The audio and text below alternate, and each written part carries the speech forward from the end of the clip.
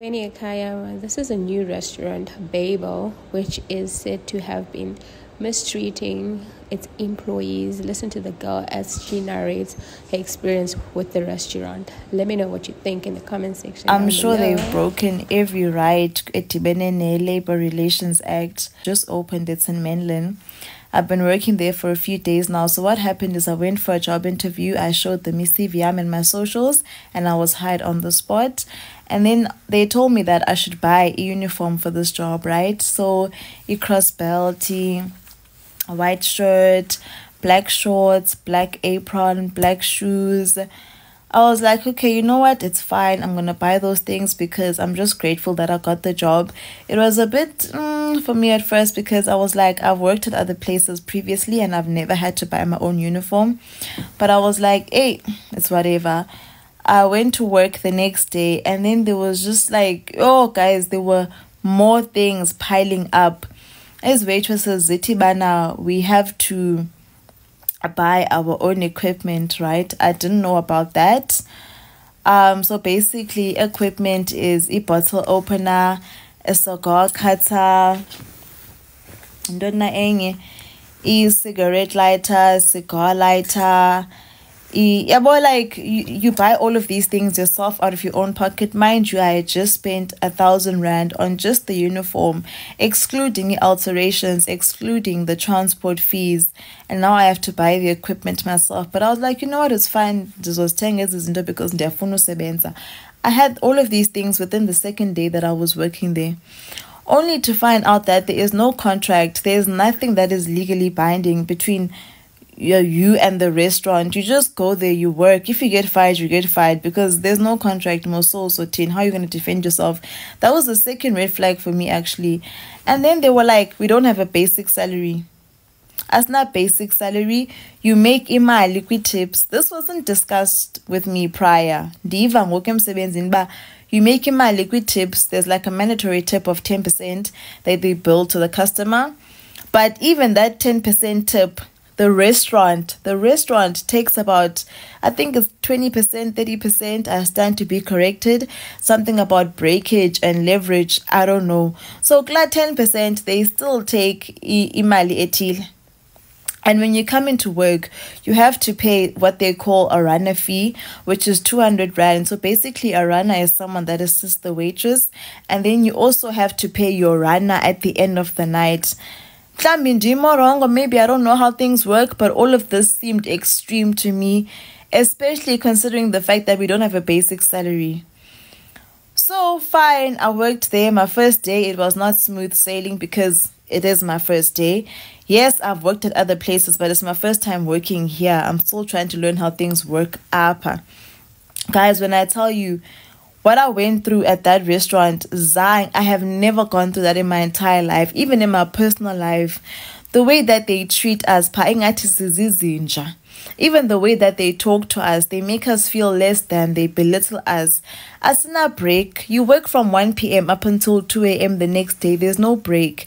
You have to sneak maybe a Red Bull in the bathroom or outside in the corner, even if you're eating a pie yako. Like, a manager is going to walk in and scold you for that. It's so, guys, and I just felt like I had to speak up because there is no ways.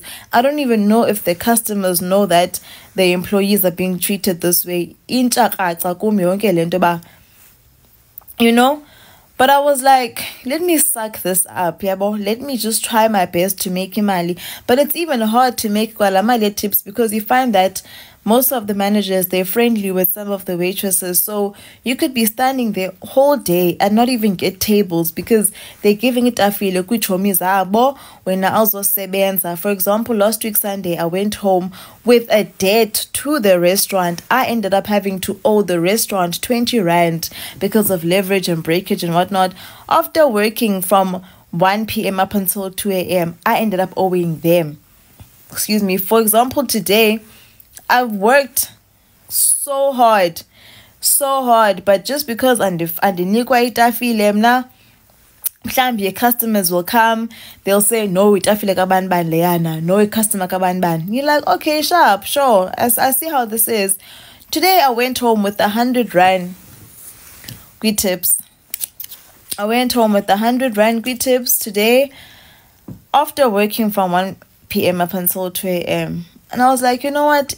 But it's okay. It's okay. So before work started, we complained that the cutlery are short, things are slow in the kitchen. Then they were like, we are losing the cutlery, therefore everybody is getting fined 200 rand. How are we losing the cutlery? Who is taking it home? Who is losing it where?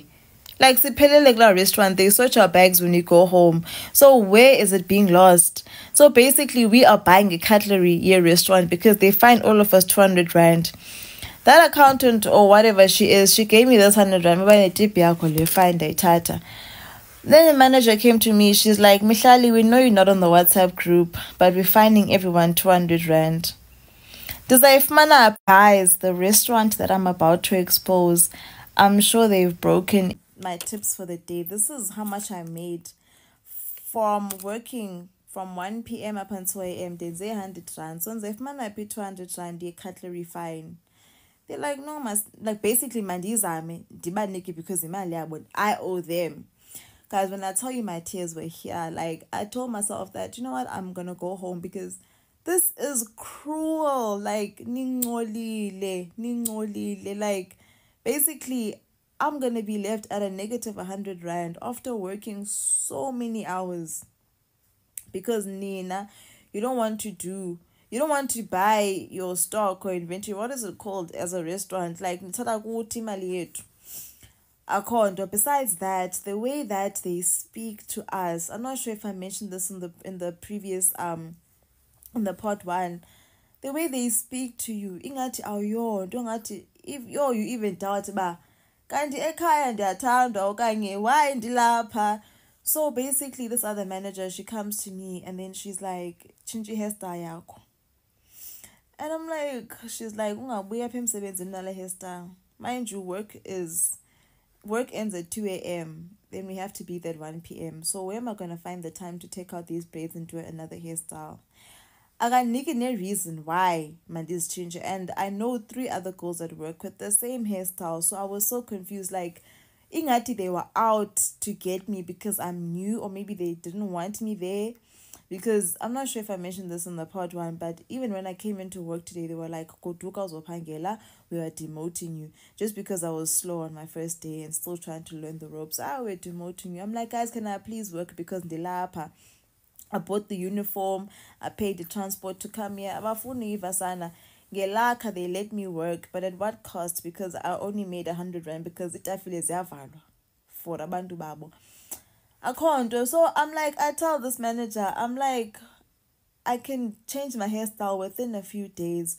She's like, ungaze emsebenzini unale hairstyle. She's speaking English. Yabazi wethu, but ke mna ke ndithetha isiXhosa sam.